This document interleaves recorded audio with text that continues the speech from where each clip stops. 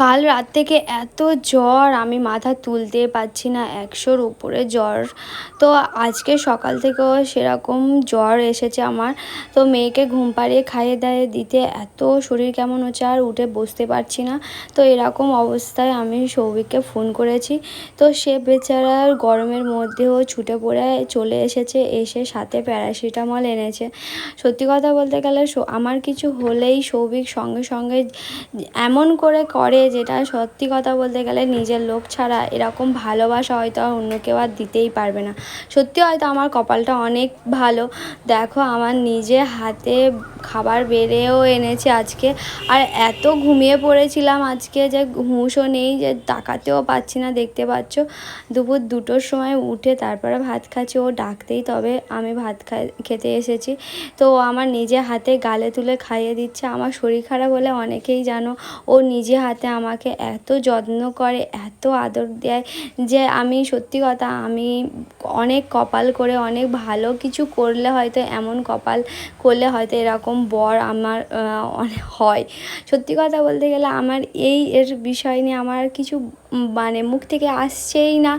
আর যতই ঝগড়া হোক যাই হোক, এই সব কিন্তু এই ছোটোখাটো বিষয়েও কিন্তু সম্পর্ক টিকিয়ে রাখা যায়, সম্পর্কটা এগিয়ে রাখাও যায়।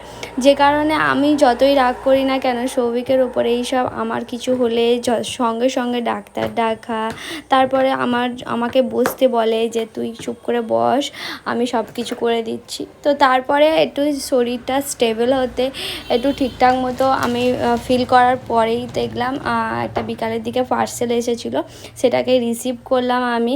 তো একটা পার্সেল ছিল, সেই ভিডিওটা তোমাদের সাথে শেয়ার করব কী পার্সেল এসেছে।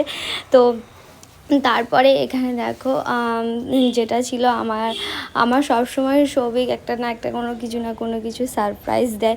এই পার্সেল আসে, আমি কিন্তু হাফ বিষয় জানিই না, যখন ফোন করে তখনই আমি বুঝতে পারি। তো সব মেয়েরই একটা অনলাইনে যেসব অ্যাপগুলো হয় সেখানে কিন্তু আমরা উইশ লিস্ট করে থাকি, তারই মধ্যে থেকে একটা ড্রেস কিন্তু আমাকে সৌভিক গিফট করেছে। তো এটা সত্যি কথা বলতে খুব ভালো লাগে। এই সব জিনিসগুলো হয় তোমাদের সাথে এরকম হয় কি না অবশ্যই কমেন্ট করে জানিও বন্ধুরা। আর এখন আমার শরীরটা অনেকটাই ভালো রয়েছে, যে কারণে তোমাদের সাথে এই ছোটোখাটো বিষয়গুলো শেয়ার করতে পারছি। তো তোমরা যারা যারা এখনও পর্যন্ত আমাকে ফলো করোনি, অবশ্যই আমার চ্যানেলটি ফলো করো আর আমাকে সাপোর্ট করো।